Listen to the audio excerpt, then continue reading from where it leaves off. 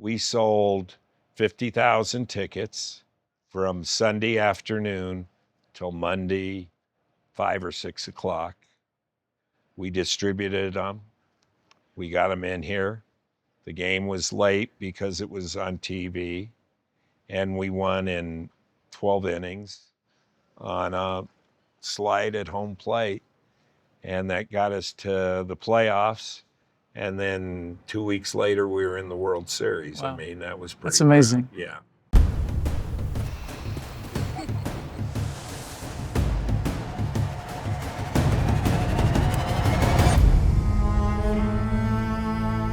Welcome to A Life Well Lived, where we pull back the curtain on the extraordinary lives of our remarkable members. I'm James Henderson, CEO of Exclusive Resorts. For me, travel has never been about the destination, it's always been about the company you keep. Over the years, I've crossed paths with some of the world's most fascinating, well-traveled individuals, each bound by a singular pursuit: to live not just well, but exceptionally. Their stories aren't just worth telling, they're worth learning from. Because in the end, it's not about where we go, but how we choose to live.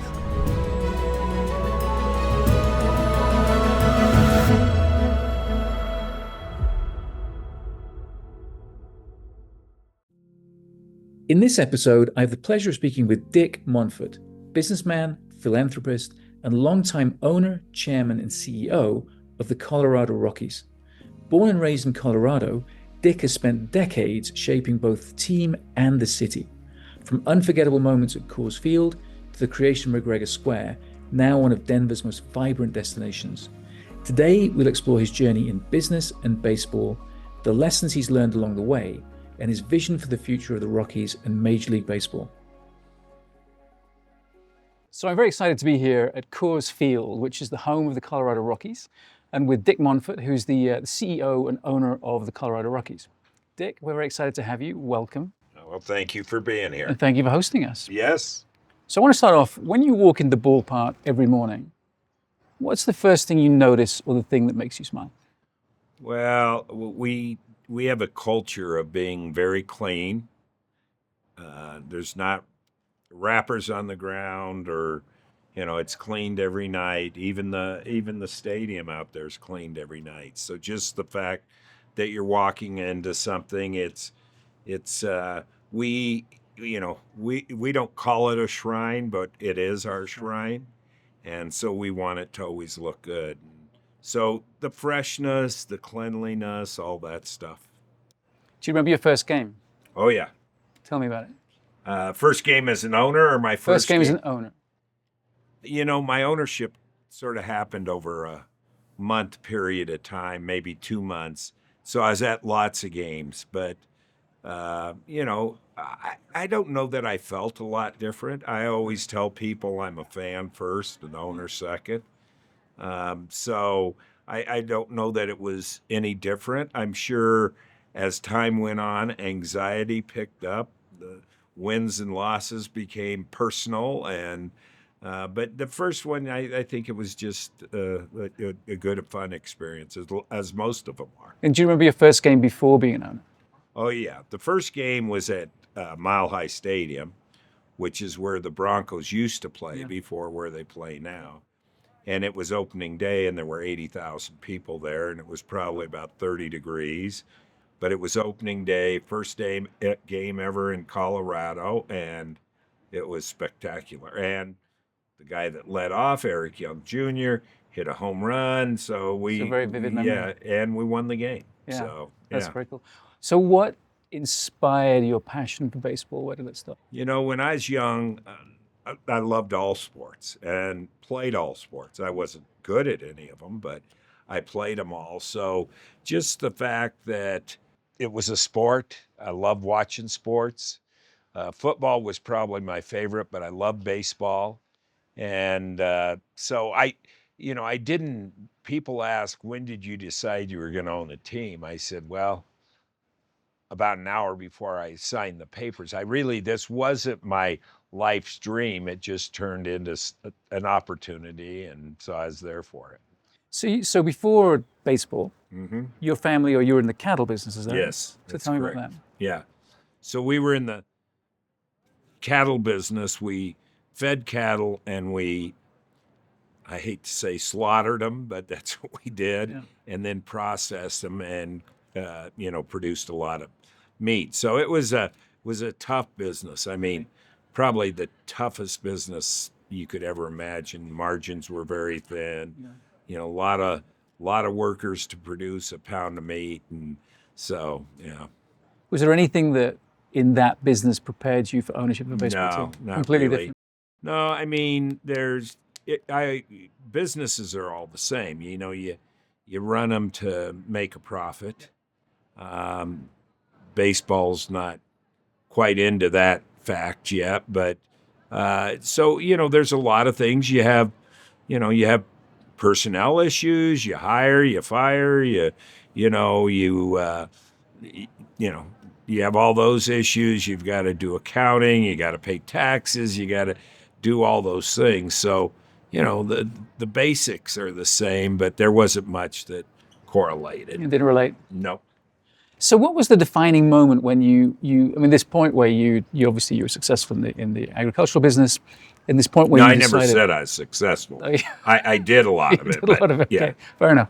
Okay, you're in the agricultural business. yeah. So what was the defining moment then from that business to the Rockies, though? How did you? What was that transition So like? after I left the business, like I said, I had an opportunity at some point there. Some of the ownership had some financial struggles away from the baseball team. And the opportunity, the Rockies had been playing 3 or 4 years. They drew great fans. It was a fun atmosphere. I knew a lot of the people that worked here. My kids were both in baseball, so being around players was neat. So I had the opportunity. I never planned on really getting as involved as what I did. It was more of an investment. But over time, I got way more involved. But that was so it was 91, right? That you So invested. 92 is when they got the franchise. 93 was the first game. Yeah. 95 was the first game at Coors Field. And I got involved sort of in 97. So almost 30 years. Yeah, I've been in it almost 30 And was years. that so when you left the agricultural business and came into the Yeah. baseball business? Was it like overnight? You just went from one to the other, or you transitioned? No, into- because I left the cattle business in 95. So there was a little span in there where I did basically nothing. I was investing in stuff, and I really looked at this as just an investment. And so, what were some of the early challenges when you first got involved? Well, I think every business, every industry faced the challenge of 2001. Not only September 11th, but the dot-com meltdown, the economy, all that. So that was our first struggle, and we'd been losing money, and the way they did it is you'd lose money and you'd borrow more. Yeah. And after September 11th and the slowdown in the economy, the banks were not real thrilled just to keep lending you more. So that was a big challenge. And in fact, it was about 2002 or 3 that we really were on the brink of having to sell or do something because it was that bad. And what got you through it? Now the meat industry might have helped me. We just had to buckle up. We had to save money. We had to figure out, to live within our means, cut our expenses, try to grow our revenue at the same time. And in baseball, when you cut your expenses, you're cutting your payroll, and that usually means your team's not going to be quite as good as some of the other teams. So it's not really a revenue driver. So we had to sort of figure out how to do that on the fly. So how do you? So it seemed like the Rockies it's a sort of an institution for the city of Denver, right, in Colorado. And how do you balance this whole thing of running the Rockies as a business, but also being a custodian of what is a really it's something that has a tremendous amount of connectivity to the people of Colorado. It's very difficult because you're like you need to make a profit, or you need to break even. Yeah. And yet you need to provide a great product. And in baseball, you compete with bigger markets, Yeah. with bigger revenues. And so it's very difficult. There's things you can control. Yeah. Go back to the cleanliness of the park, the friendliness of the people, the beauty of the park, the gorgeous sunsets, all that, keeping it new, keeping it refreshed, putting a rooftop up there to attract the younger kids. So, but it's a challenge. It really is. It's a challenge to just win games, and that's all they should worry about. And I get it, and I love that too. But you've still got to keep some sanity to everything you do. So if you were to describe the sort of the personality of the Rockies as a team, how would you describe that compared to other baseball teams? I think our players are uh, polite. May not be a great word, but they play the game hard. Yeah. Um, they play at 5,280 feet, which is challenging. They play the game with respect. They respect the game. They respect the fans. They respect the other team. I think people would say, and maybe this isn't always a good thing. They're a good group of people. Mm-hmm. We'll go to road trips and the valet and the bellman and people like that will just say, you know, your guys are without a doubt the nicest guys, and they tip well, they take care of us. So I think that a good group of guys, good culture, good moral compass, things like that. Testament to the ownership. Yeah, That's good. I think a little bit of it is, maybe not so much to me, but although I carry those, but those values have been there well Yeah. before I got there. So, and I think we sort of live by it. You got to be proud of it because it does mean something. Of course.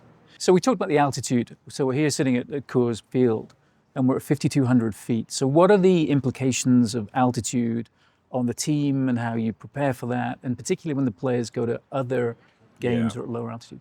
Yeah. So there's two or three different dynamics. First of all, the ball moves different. It's hard to believe this, but a ball moves different at altitude than it does at sea level. Is it a significant difference It's significant enough. with this level of players and performance? Yeah, with any level of player, really. Yeah, I mean, the bat's this big, the ball's about the same size. Yeah.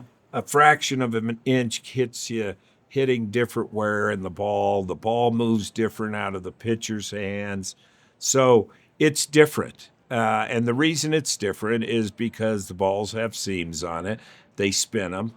And humidity is restricts, or it just doesn't, it moves more in humidity because there's more friction against it. So that is dynamic number one. Dynamic number two is the fact that playing at 5280 is 20% harder than playing at sea level. If you ask athletes, that's why they train in Colorado Springs, the Olympic people. If you ask athletes, how difficult it is to play at Coors Field or in Power Field or Ball Arena or whatever, it's significant. I mean, it just wears you down. Now, we both play at the same place, right? Yeah. So they're worn down, we're worn down, okay? But the fact of the matter is we will play two teams or maybe three teams in a 10-day period of time. We play all 10 games, they only play 3. Right. So there is a difference. Plus, we play it all year round. So it wears our players out. You have to be more athletic. You have to be probably a little more skilled at your positions.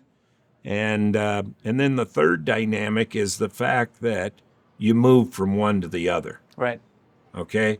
So, yeah. Right. After playing a few games, the ball's moving the same. You get it. that's fine. But And you got to sea 2 or level. 3 days later, you're going somewhere else. Yeah. So there's some dynamics, and I'm probably not even listing all of them, but it is different. So I read some of they train with a heavier ball. Is that right? Is that correct? Yeah, they don't. Their training probably isn't much different. No, they run a little more. Now, and we all train at Scottsdale or Florida, which is basically sea level.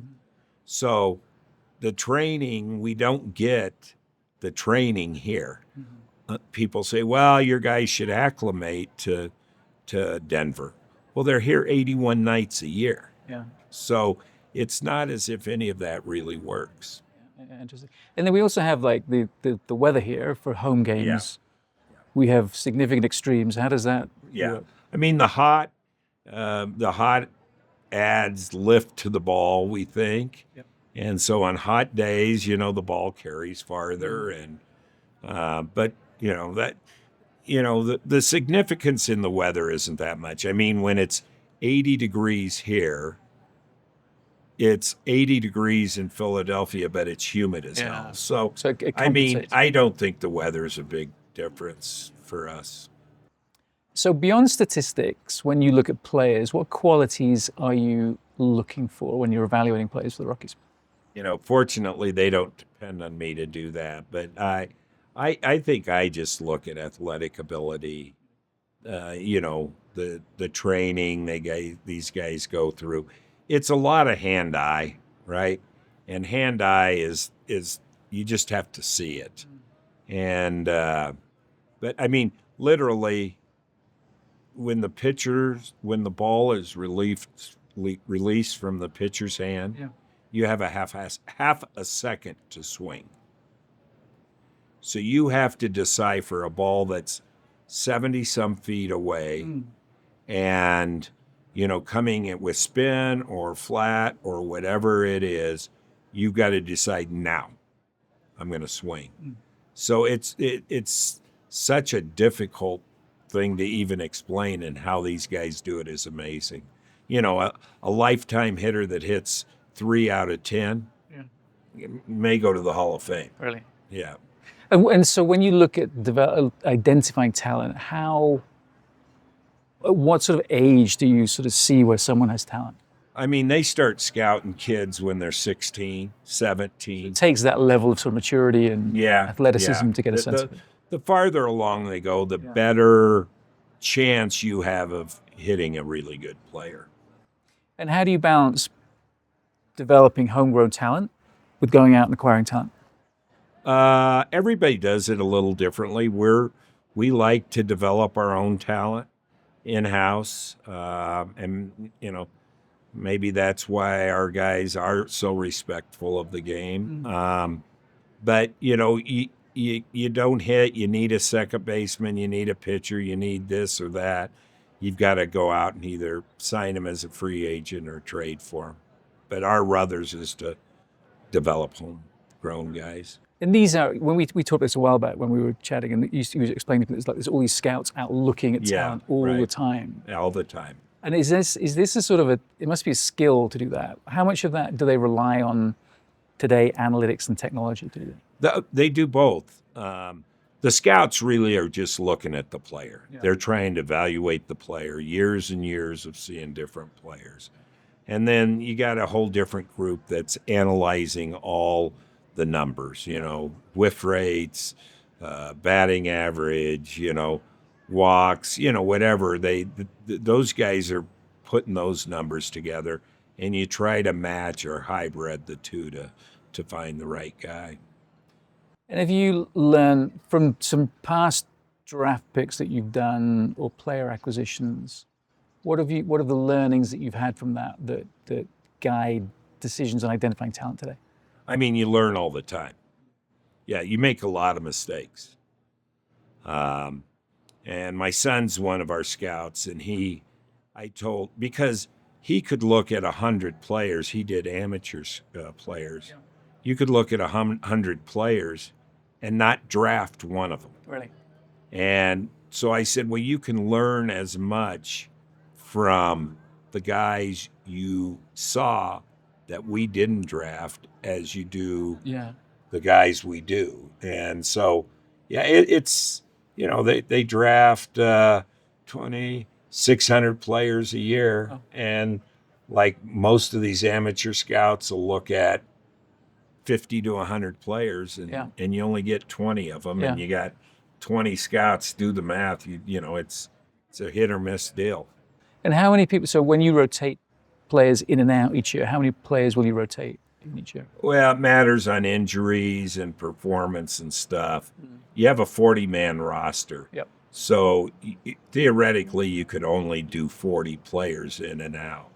But there's other rules that you can do. So, I would guess this year we probably saw on our team 40, 45 players up and down. And what's the typical tenure of a player? 3 years. 3 years. And what's the longest tenure you've had? There's players that play 20 years. Wow. 22 years maybe. That's amazing. Yeah. Todd Helton, who we retired or who got in the Hall of Fame last year, was here 17. That's incredible. Yeah. 17 years. And where did he come from originally? He played for Tennessee. He was a college player we drafted. And so you got him in early? Yeah.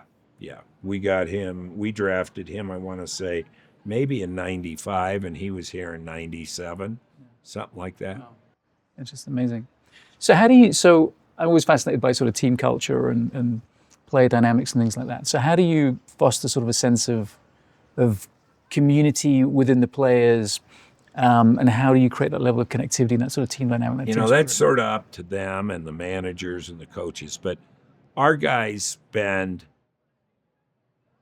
a typical day for a 7 o'clock game or 6:40 game is they start at probably 1 here together, work out, eat forever all the time, and then the game's over at 10. So it's a long day. And then when they go on the road, they're on the plane, they're in, hotel together. So you usually have sort of a leader, a guy that sort of is the leader. And, with us, with every major league team, there's Americans, there's international players. So, but the culture usually, if you have a bad egg, people know that, and that's not good. And so, but for the most part, they get along, or at least they get along within their little groupings of people. And if you have someone that is enormously talented but doesn't jive with the team, how do you manage that dynamic? Yeah, hard. It's very hard. Yeah. And we've had that. We've had those type. You don't see it much anymore. The game is so humbling that you really don't have any guys that, don't feel the way other players feel from day to day. So what have you learned? And if you were to look back at sort of the days in business, in the cattle business, same thing, running a business here. What are the things that you've learned about creating a performance culture that you think could be applied outside of baseball into a corporation like I run? So we get to, our players are our product, okay? So that's a whole different category than the people that sell tickets and, serve soft drinks or beer or whatever. So I'm going to talk more about the culture of the people that do the day-to-day stuff. And I think making it a family type environment, making sure people, are taken care of. We've always had a culture of very family. Yeah. Nobody calls me Mr. Monfort. Nobody, they call me a lot of things, but usually it's by my first name. But just creating a culture, getting to know them. We have an anniversary lunch every month where the people that were hired in that month come and we have lunch and we just talk and we get to know people. I think the more you can do that, the more you involve them in whatever's going on. We have the ability to give them free tickets and stuff like that, perks. And and time off in the off season and stuff. So I think it's just treating people like you'd want to be treated. I think that goes a long way. What's the longest tenured employee you've got? It's interesting. So I said we started in 93. Yeah, 93 was our first season. 92. Yeah. And so in 2022, that would have been 30 years. We have 40 people that got their 30th anniversary, whatever it was. That's amazing. Yeah. That is very cool. 40 out of, there were probably 40 back then. Yeah. So, yeah. And we give them, we notice them every anniversary, whether it's 5-year, 10-year, 20-year, 30-year.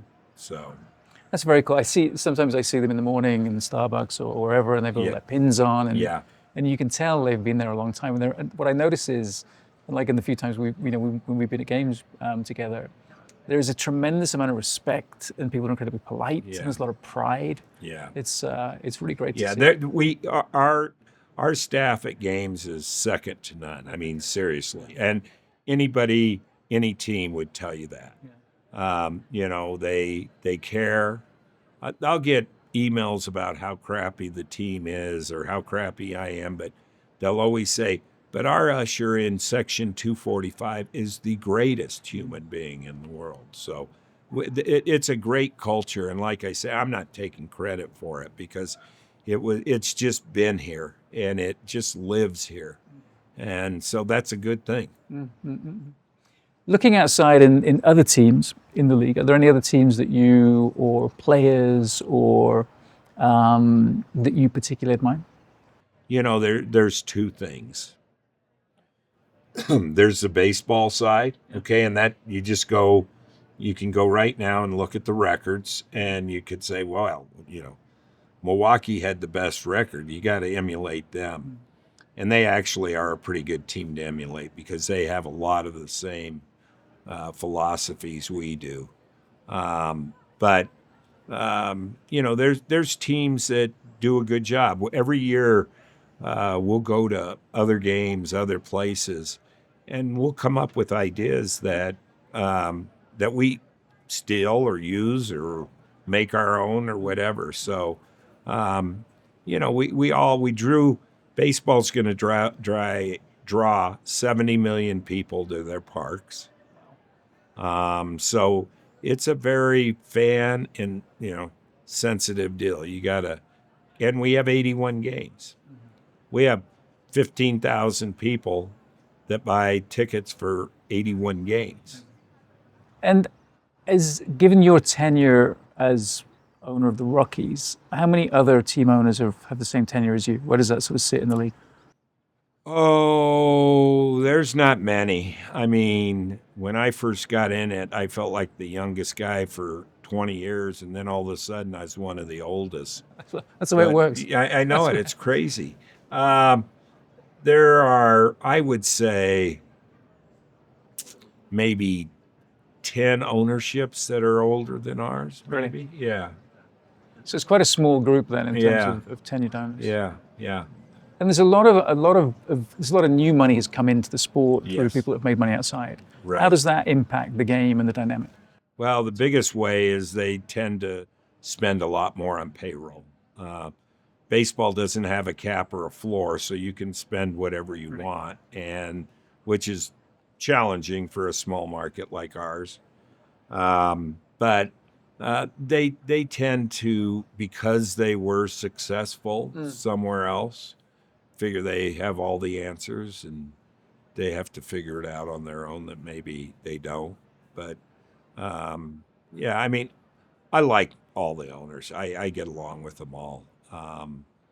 But the guy that comes in and just runs up his payroll because he thinks that'll do it isn't doing much service. But there's not many of those. And if you look at sort of the dynamics of of all the money that's spent on other teams, is there some sort of correlation between the amount of money that's spent on players and performance? Or is it? Yeah, there is. On the players, yeah. The more you spend on the players, the better your odds are. Yeah. because you're getting free agents who have proven their worth in the game. You're paying them a lot of money for years that they're probably not going to be as good as the ones they just had, but you got proven talent. So yeah, it benefits them. Right now, there's 12 teams in the playoffs, and out of the top 10 payroll teams, 7 of them, maybe 8 of them, are in the playoffs. So yeah, so there's a direct correlation. There's a pretty direct correlation. There's also an extreme amount. I mean, when you and I sat here a few weeks ago, we watched the Dodgers, wasn't it, I think? Yeah. And they had the guy who was being paid, what, $700 million or something like that? Yeah. Which is insane. Yeah. I mean, the Dodgers have a payroll. If you include the taxes they're paying because they're over the threshold of where they have to pay a tax, their payroll's 500. Amazing. And ours is 100. So compared to performance in terms of what you're doing with the dollars spent, I think we, even as bad as we were this year, I think our dollars spent were better than theirs. Yeah. So what was your most vivid or proud memory since being an owner? Well, yeah, there's many. On the field, we right here on this field, about this time of the year, it was a Monday night.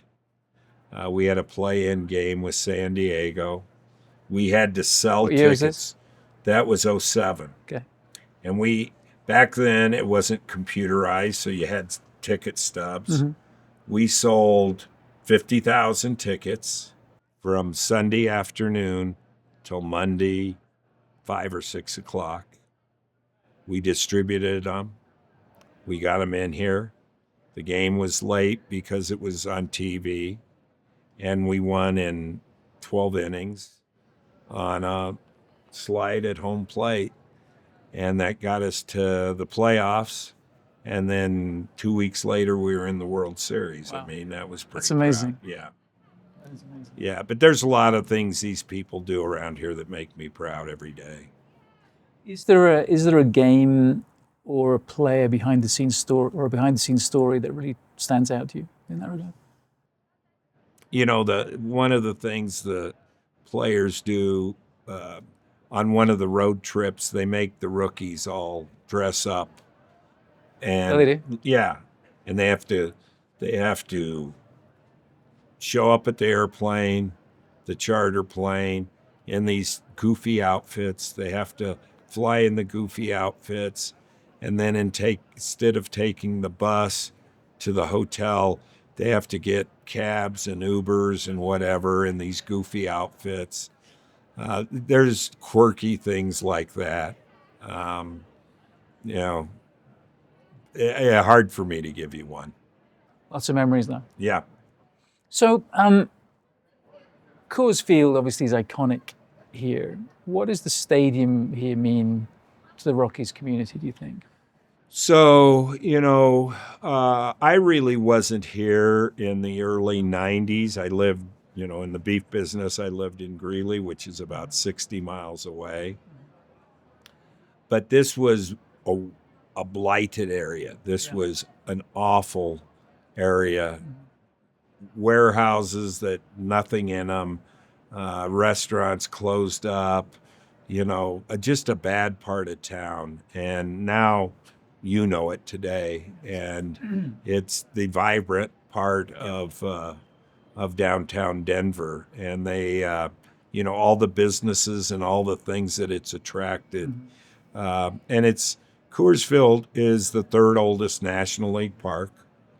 And it's, we signed a lease 4 years ago for 30 years, so it's going to be here in 25 years. It will probably be the iconic stadium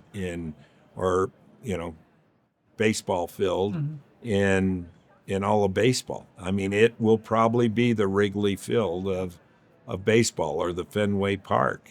I don't know that either one of those will be around. It's hard to imagine they would, but so we take good care of it. We try to keep it up, and we spend a lot of money annually doing that. So we'll come back to baseball in a minute, but talking about sort of revitalization of the area. Yeah. Obviously, we met because we have an office Right. in McGregor Square Right. here, which is a development Right. you Yeah. created Yeah. 4 or 5 years ago. It's a fantastic facility with the hotel, the rally, the office space, the apartments we have. We're very close to downtown Denver. Tell me the story of McGregor Square and how that came about, and there's a story behind the name of it, I think, as well. It was a parking lot, Yeah. and 300 cars parked there every night. And one of the things that's happening in baseball is building up the community around a baseball stadium, and probably selfishly trying to get more of the pregame revenue from the outside. And so we had looked at a lot of different places, and we were doing our 30-year lease extension on the stadium, and we had to have some resources, some money. Yep. So I worked with the stadium district who owned the parking lot, and we created a method to where we would pay rent. That rent would go to the district. The district could give the money to the Rockies, who would spend it on CapEx on the stadium. Yep. So that was the financial way. But we designed, we had 5 or 6 different designers come in and tell us what they'd do.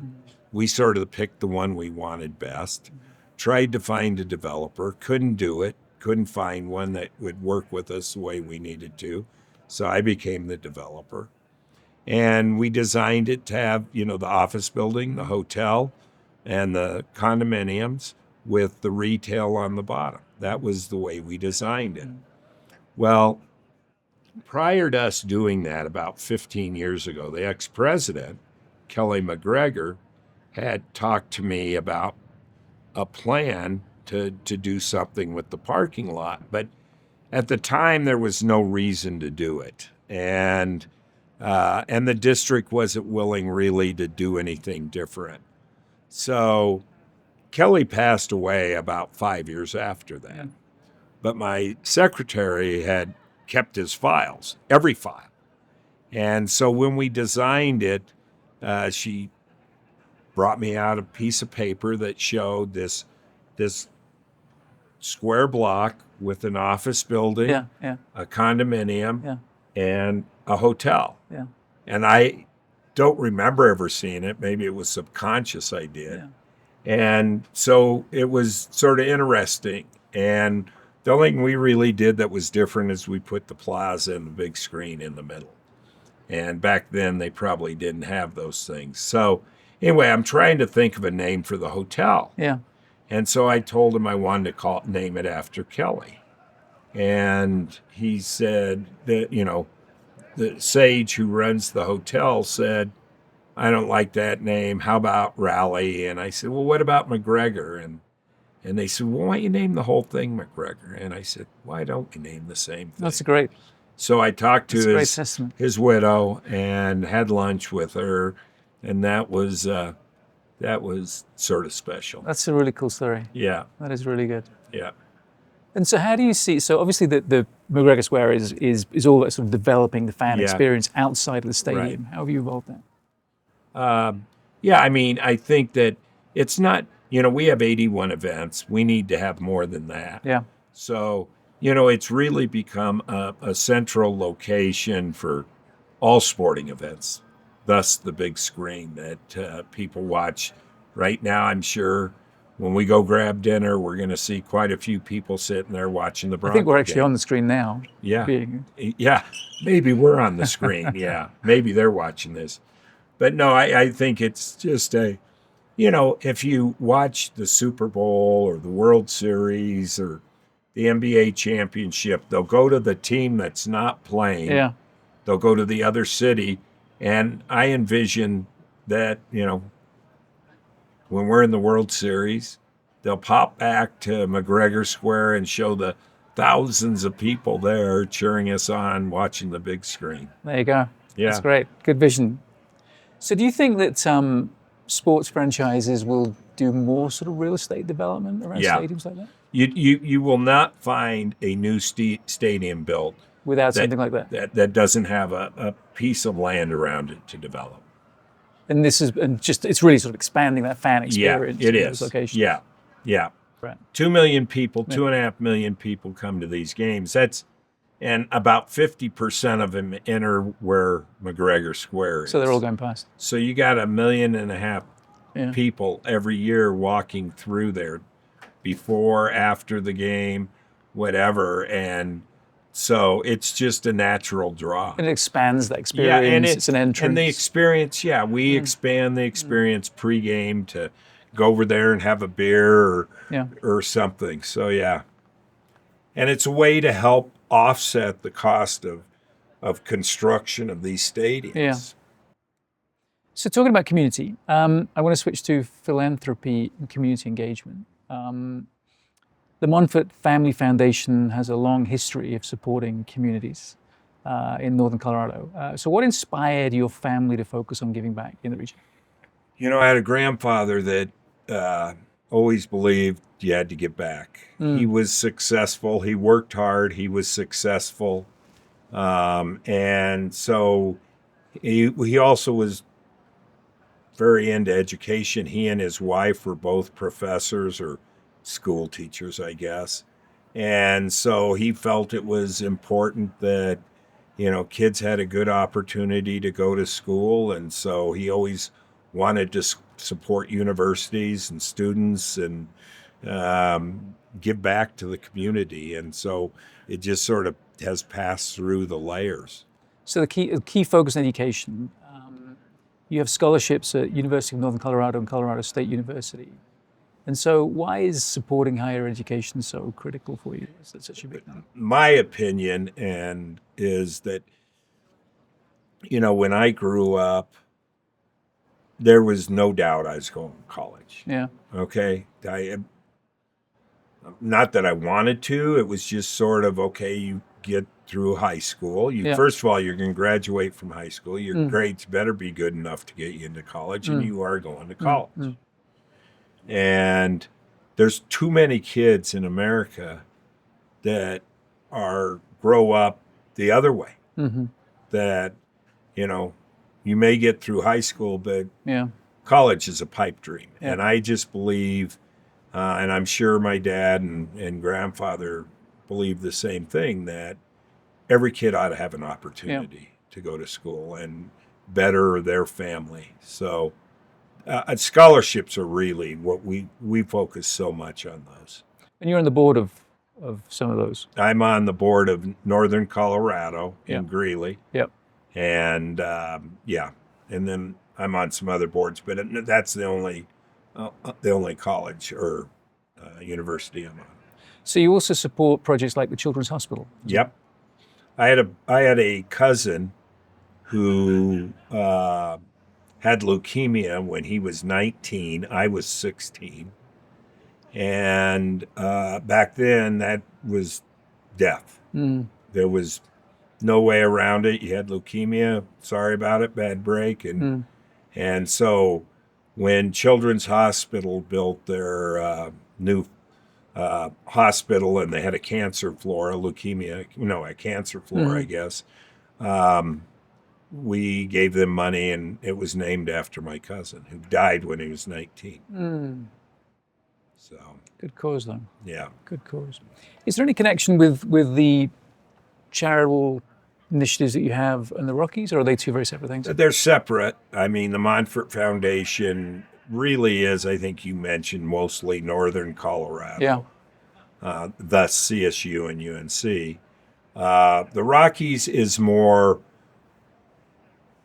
it's all focused at youth. Yeah. And a lot of youth sports, but more just youth in general. Yeah.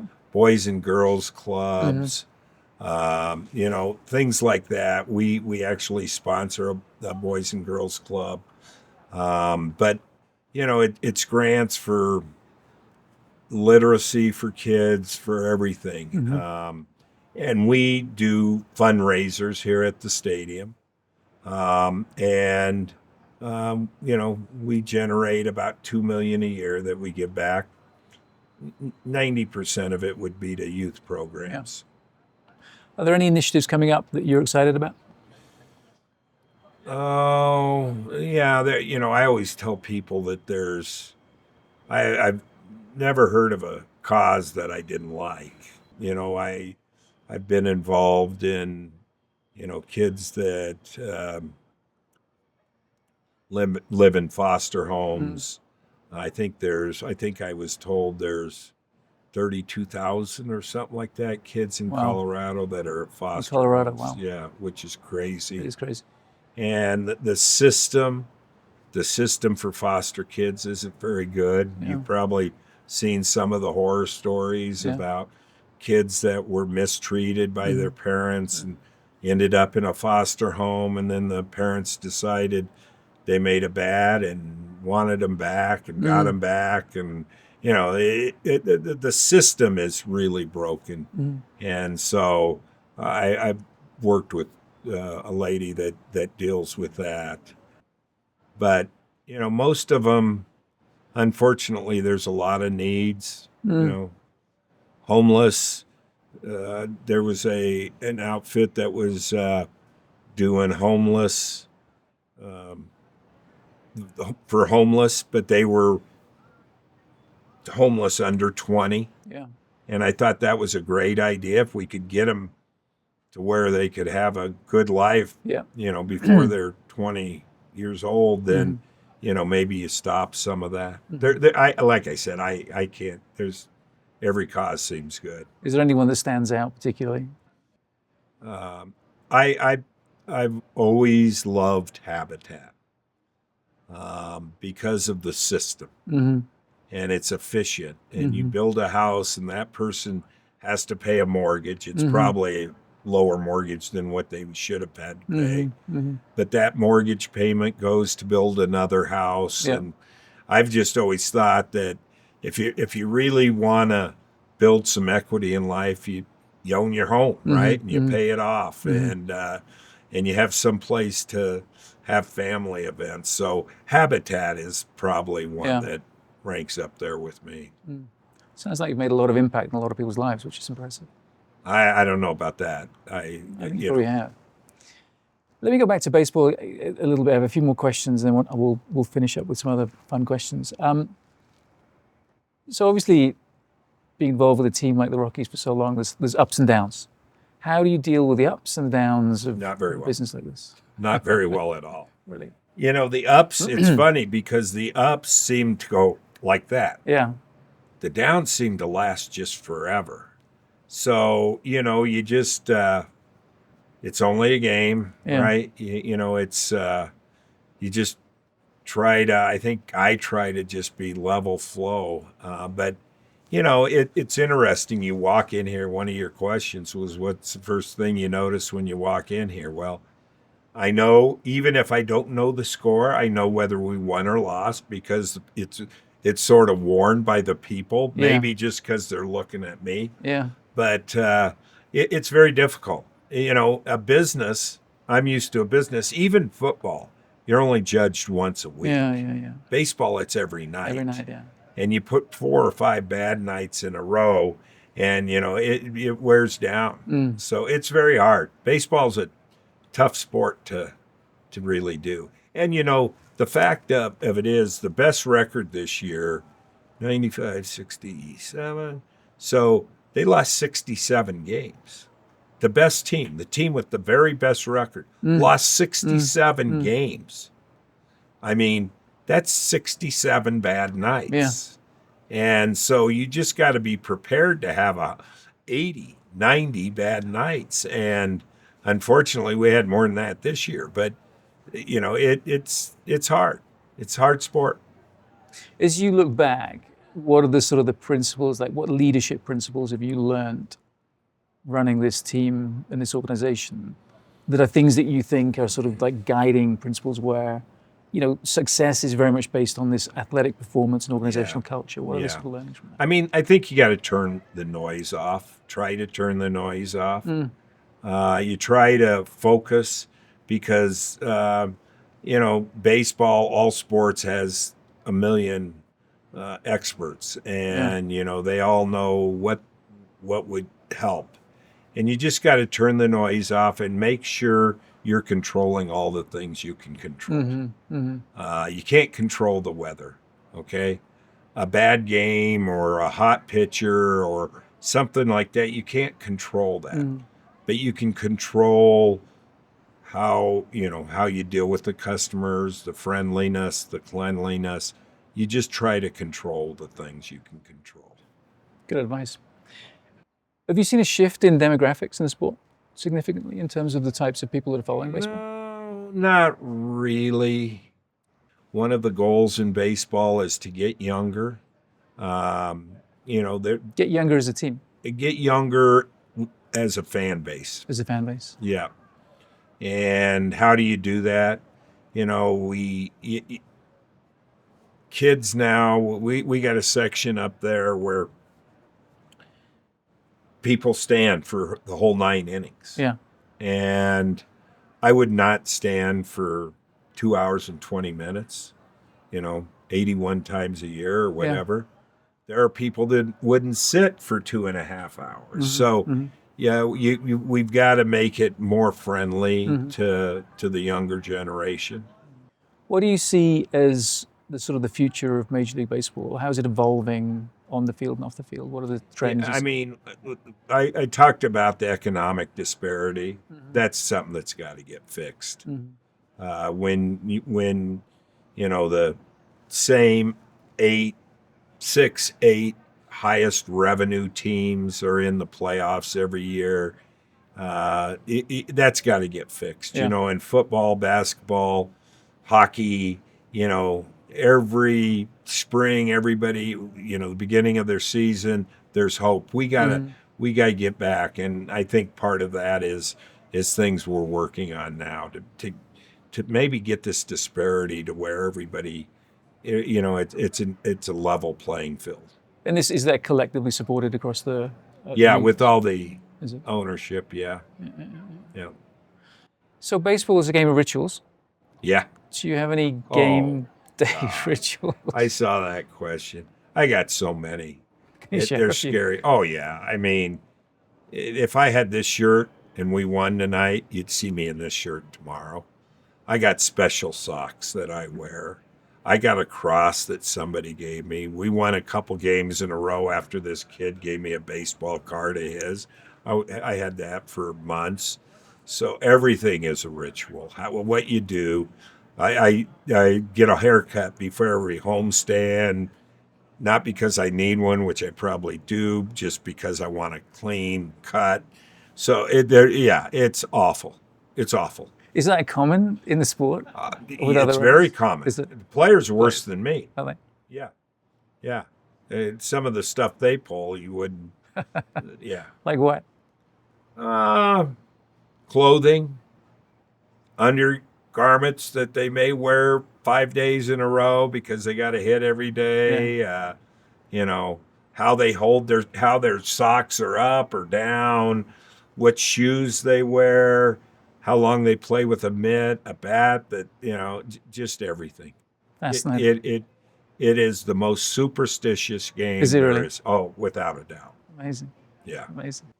So, a few closing questions to ask you on sort of personal reflections. Shift away from baseball and philanthropy and all these different things. What is something that you value today that you didn't a decade ago, you think? Maybe religion. Really? Maybe my belief in God and stuff like that. Not that I never didn't believe. I just think I've learned a lot, prayed a lot, and maybe just understanding that. I had 2 very close friends and a sister who passed away in the last 5 years, and just understanding, how precious life is and how fast it goes. It's true. It does go fast. And so, yeah, I would like to think that I've learned that, making the same mistake over and over again isn't going to be very productive. So I think I learn quicker when I do make mistakes. Treating my wife better, always listening to her and things like that. So I mean, I think your perspectives get better. I don't know. I think I'm a different person than I was 10 Yeah. years ago for sure. And talk about legacy. What is it, if you think about a legacy that you'd like to leave behind for sort of sport, family, community, what would that be? I've always thought a person's greatest legacy is their children, if you have children, because I felt that my grandfather both grandfathers did well with my parents, and my parents gave me a good shot and good values. And so my legacy is that my three kids are, you know, do the same type of things better than what I did. So I sort of think of that. I don't think of, we very seldom when we give money want our name tied to it. It's more we're giving it because that we feel it's important. So I my legacy would be my kids, their kids, and just on and on, I guess. That's great. Well, listen, that's a great way to finish. Dick Monfort, thank you very much for joining us on the podcast. We really appreciate it. It's been really fun. And thank you for hosting us here at Coors Field.